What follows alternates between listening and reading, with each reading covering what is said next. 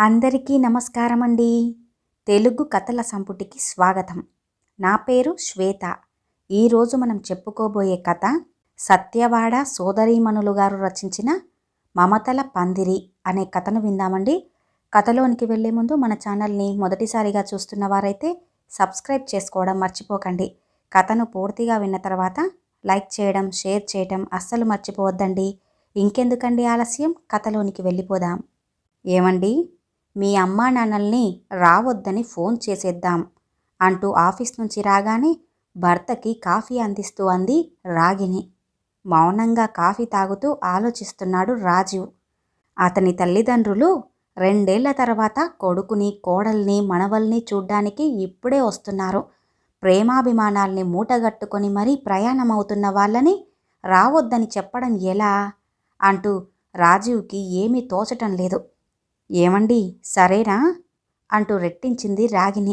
రాగిని అత్తామామల పొడ గిట్టని కోడలేం కాదు. నిజానికి తన కన్న తల్లి కంటే అత్తగారినే అనురాగంతో ఆదరించే సంస్కారవంతురాలు. పసితనంలోనే తండ్రిని పోగొట్టుకొని నాన్న ప్రేమ పొందని రాగిని మామగారిలోనే తండ్రిని చూసుకుంటుంది. ఈ 2 ఏళ్లలో వాళ్ళు తమ ఇంటికి రాకపోవటం తమకెంతో బాధ కలిగించింది. తీరా వస్తామనేసరికి ఇది పరిస్థితి. ఇద్దరూ ఒకరి ముఖాలు ఒకరు చూసుకుంటూ అలాగే ఉండిపోయారు భార్యాభర్తలు.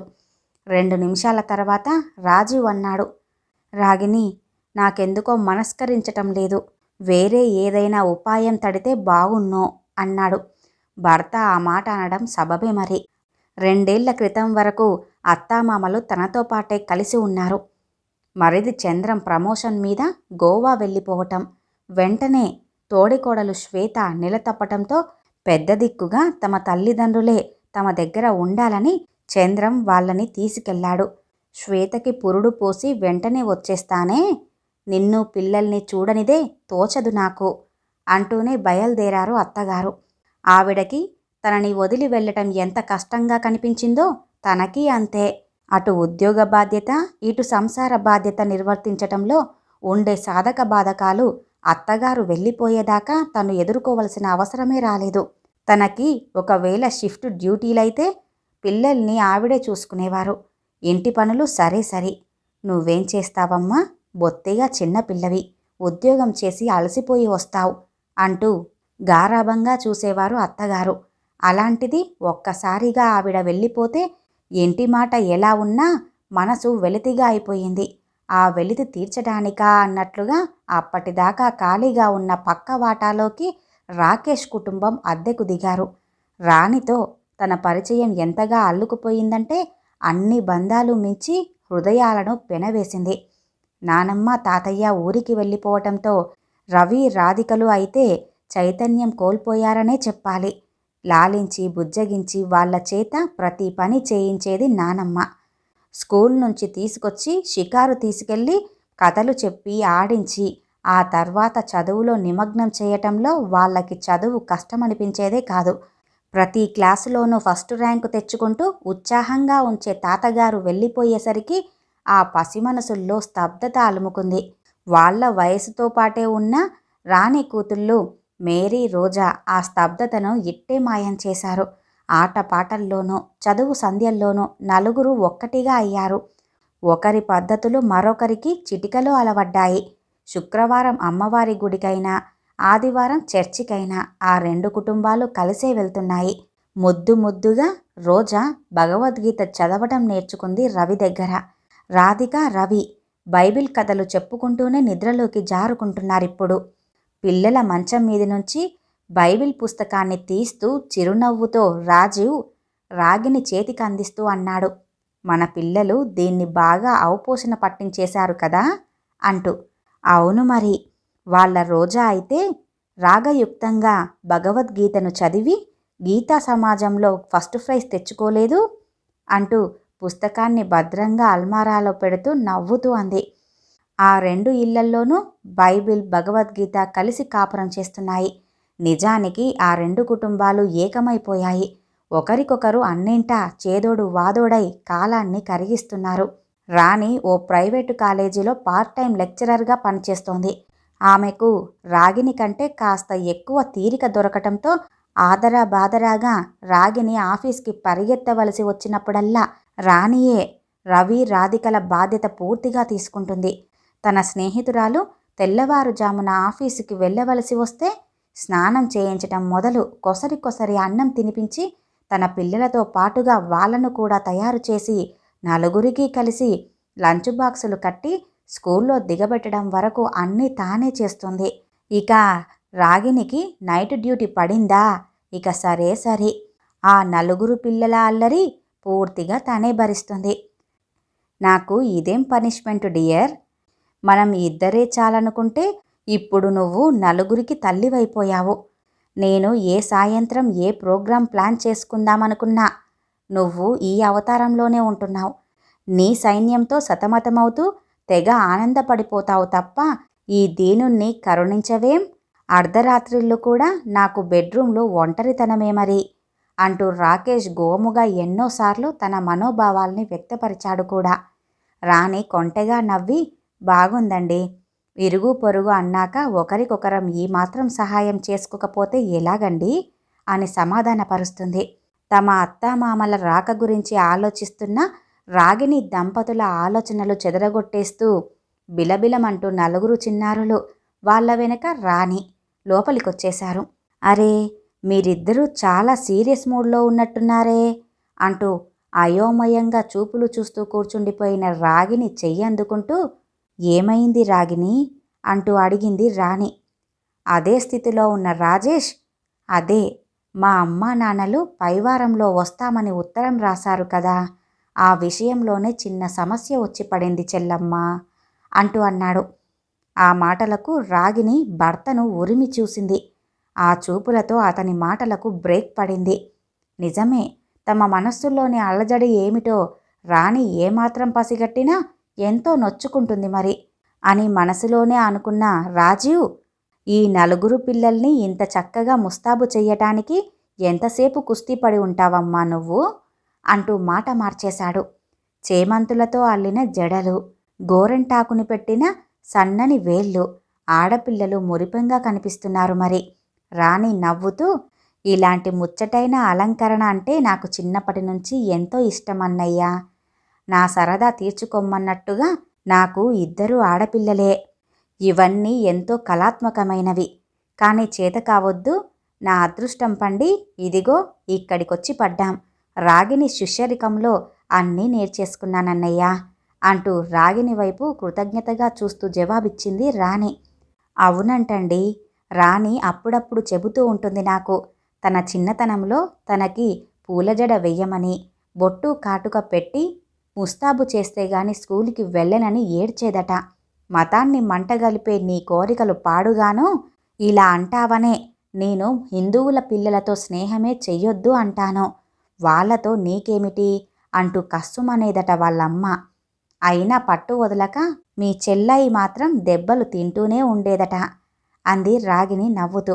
ఓహో, దీని వెనక ఇంత కథ ఉందన్నమాట అంటూ నవ్వేశాడు రాజీవ్.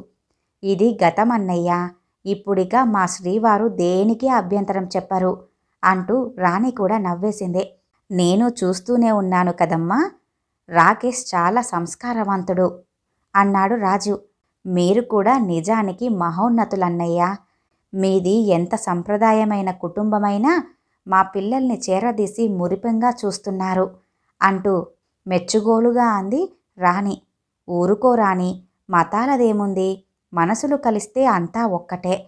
నిజానికి మన భారతీయతలో అంతర్లీనమై ఉన్నది వసుదైక కుటుంబ ఆకాంక్షే కదా.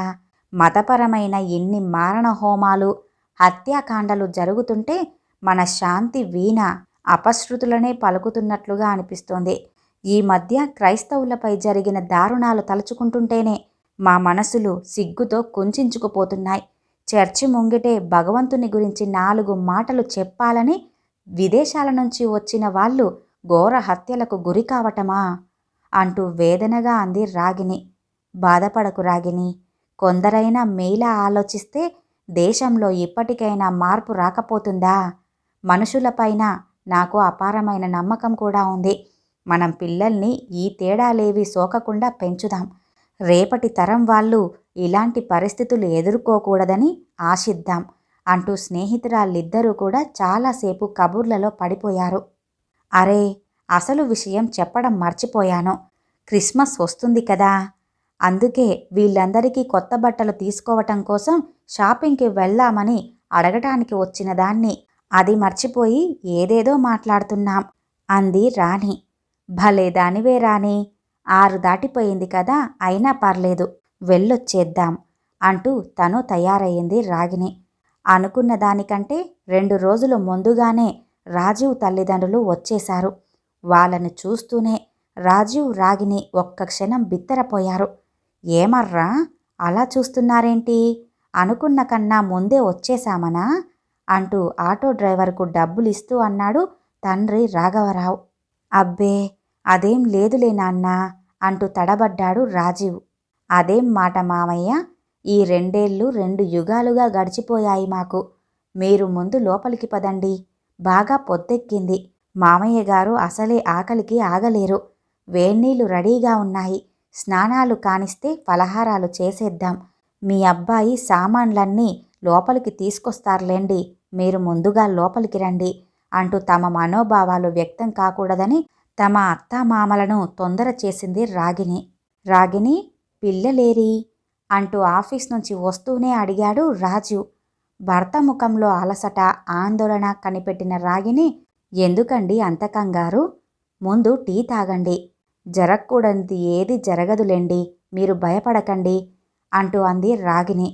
అది కాదు రాగిని, ఇంతకీ పిల్లలకి చెప్పావా లేదా, ఈసారికి మన ఇంట్లో క్రిస్మస్ గిస్మస్ నో అని, అసలు ఎక్కువగా మేరీ రోజాలతో ఆడొద్దని అంటూ కంగారుగా టీ కప్పు చేతుల్లోనే ఉంచుకొని తాగకుండా ప్రశ్నిస్తున్న భర్త ముఖంలో కంగారు చూసి మరింతగా కలవరపడిపోయింది రాగిని. కానీ తనెలా చెప్పగలదు, చెబితే మాత్రం ఆ గడుగ్గాయులు మాట వింటారా? భర్త కంటే ఎక్కువగా తనకే భయంగా ఉంది. అత్తగారిది నిప్పులు కడిగే మడి, అంతులేని ఆచారం, ఇవన్నీ పసిగట్టారంటే ఏమాత్రం సహించరు సరికదా, వెంటనే తిరుగు ప్రయాణం కట్టినా కట్టేస్తారు. మధ్యాహ్నమే నేను లేనన్నాళ్ళు ఇంటా బయట ఎలా నెట్టుకొచ్చావమ్మా, ఈ మొండిగటాలు నిన్ను వేపుకు తినేశారా అని అత్తగారు అడుగుతూ ఉంటే అది ఆప్యాయత, ఆరా తీయటమా అని తికమక పడింది తను. అంతలో పక్కవాటాలోకొచ్చిన వాళ్ళు చాలా కలుపుగోలు మనుషుల్లాగా కనిపిస్తున్నారే, మన వాళ్ళకి తోడుగా ఉండి ఉంటారులే అంటూ మామగారి జోడింపు.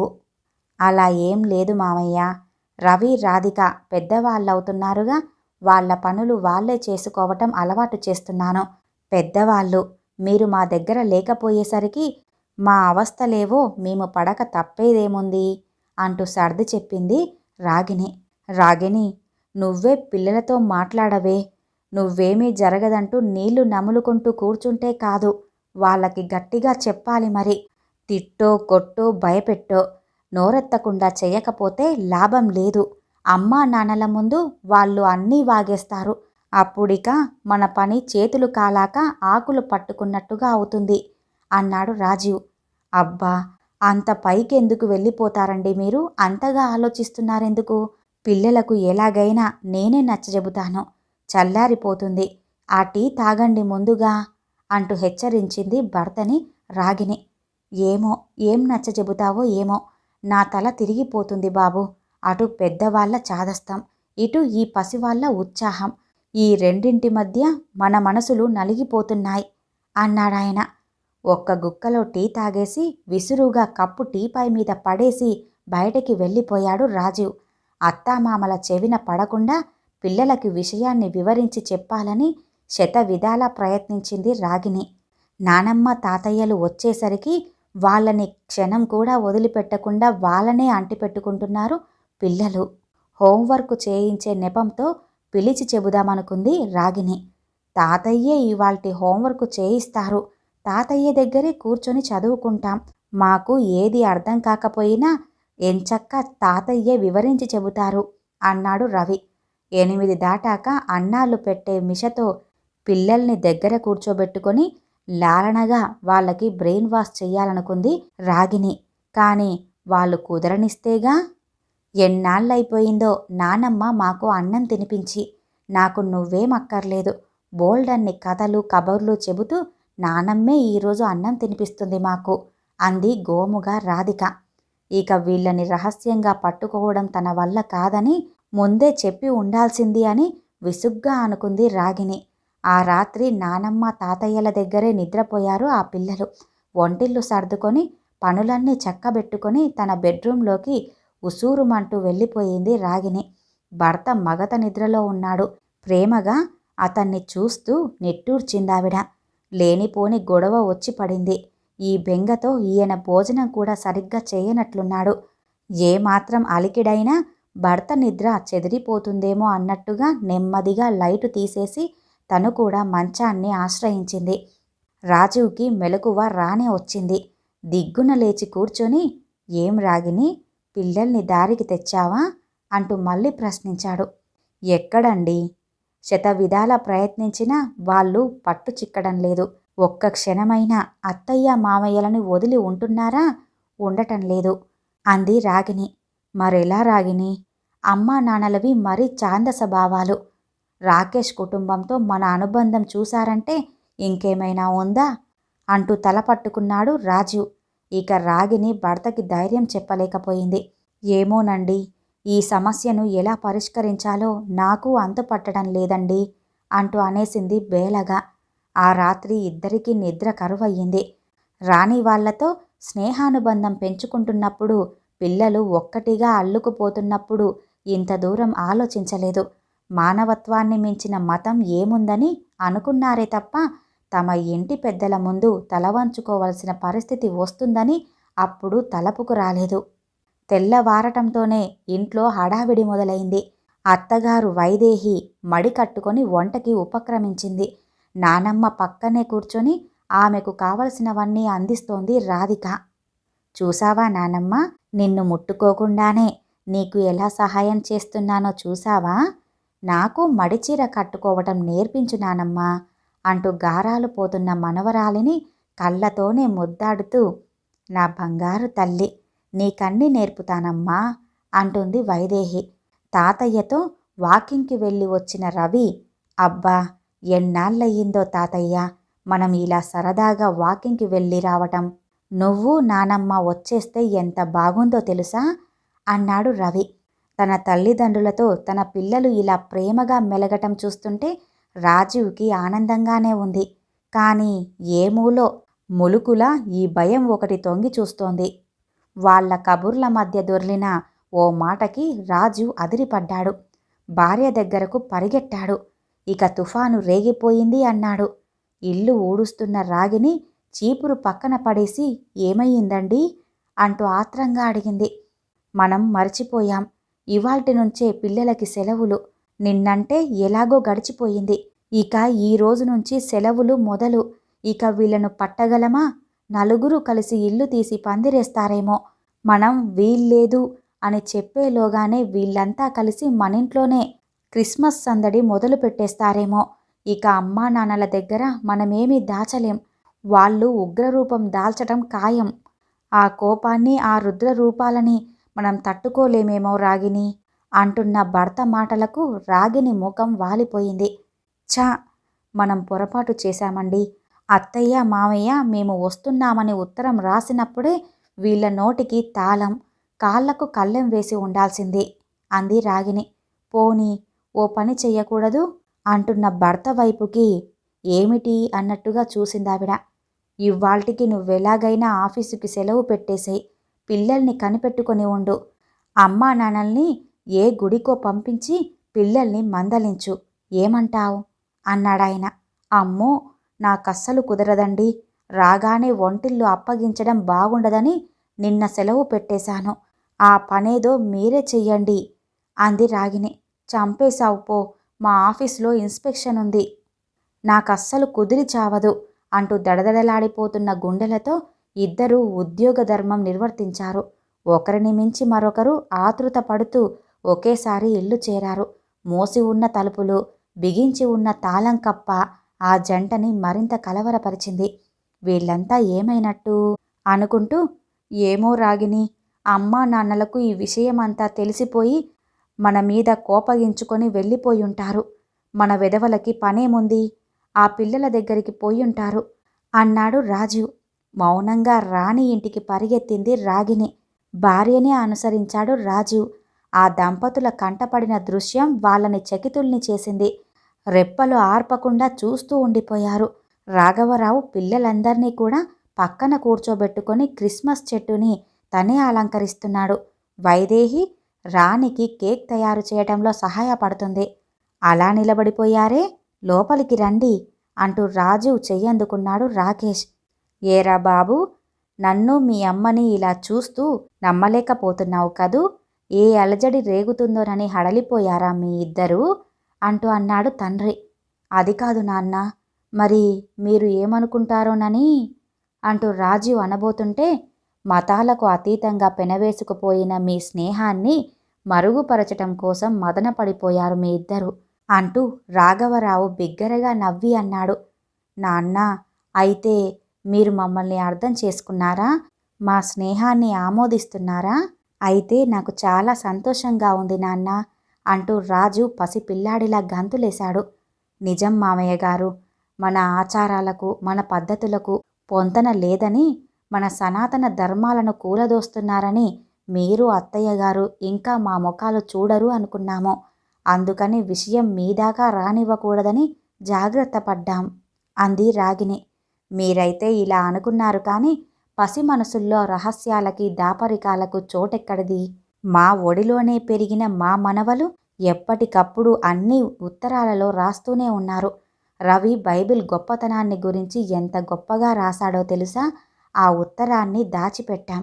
ఇక రాధిక సరే సరే, మేరీతో తను కూడా జీసస్ మహిమని చాటి చెప్పే పాటలతో క్యాసెట్ కూడా పంపింది. అలా అల్లుకుపోతున్న మమతల పందిరిని నేలమట్టం చేసే సంస్కారహీనులమా మేము? అందుకే మేము ఈ చిన్నారులతో చెయ్యి కలిపాము. మీకు ఇంకో విషయం తెలియదర్రా, మేము గోవా నుంచి వీళ్ళందరి కోసం కూడా ఎన్నో బహుమతులు తీసుకొచ్చాం. రేపు క్రిస్మస్ కదా, మీ నాన్నే క్రిస్మస్ తాతయ్య వేషం కట్టి ఆ బహుమతులన్నీ వారే ఇస్తారట, అందరికీ పంచి పెడతారట అంటూ వైదేహి భర్త ముఖంలో కొంటెగా చూస్తూ నవ్వుతూ అంది. అత్తయ్య, ఎన్నాళ్ళు మీ ఇద్దరిలో నేను పార్వతీ పరమేశ్వరులనే చూశాను, కానీ మానవత్వం దైవత్వం మేళవించిన మహనీయులు మీ ఇద్దరు అంటూ గద్గదిగ స్వరంతో అంది రాగిణి. అంతలేసి మాటలు ఎందుకమ్మా? మనుష్యుల మధ్య అవగాహన ఉంటే అదే చాలు. కుల మతాలు, హెచ్చు తగ్గులు, తరాల అంతరాలు ఏవి అడ్డుగోడలుగా నిలువవు. ప్రతి కుటుంబం మమతల పందిరిలాగే ప్రశాంతంగా జీవించగలుగుతుంది అంటూ కోడలిని దగ్గరకు తీసుకుంది వైదేహి. రాజీవ్ రాగిణి తృప్తిగా ఊపిరి పీల్చుకున్నారు. ఈ కథ ఇంతటితో సమాప్తమండి. ఈ కథ గనుక మీకు నచ్చినట్లయితే లైక్ చేయండి, షేర్ చేయండి, అలాగే సబ్స్క్రైబ్ చేసుకుని మన ఛానల్ని ఎంకరేజ్ చేయండి. మీ యొక్క విలువైన అభిప్రాయాలను కూడా కామెంట్ రూపంలో తెలియజేయండి. ఇంత మంచి కథను మనకు అందజేసిన సత్యవాడ సోదరీమణులకు ధన్యవాదాలు తెలియజేసుకుంటున్నానండి. మరొక మంచి కథతో మళ్ళీ కలుద్దామండి. నమస్కారం.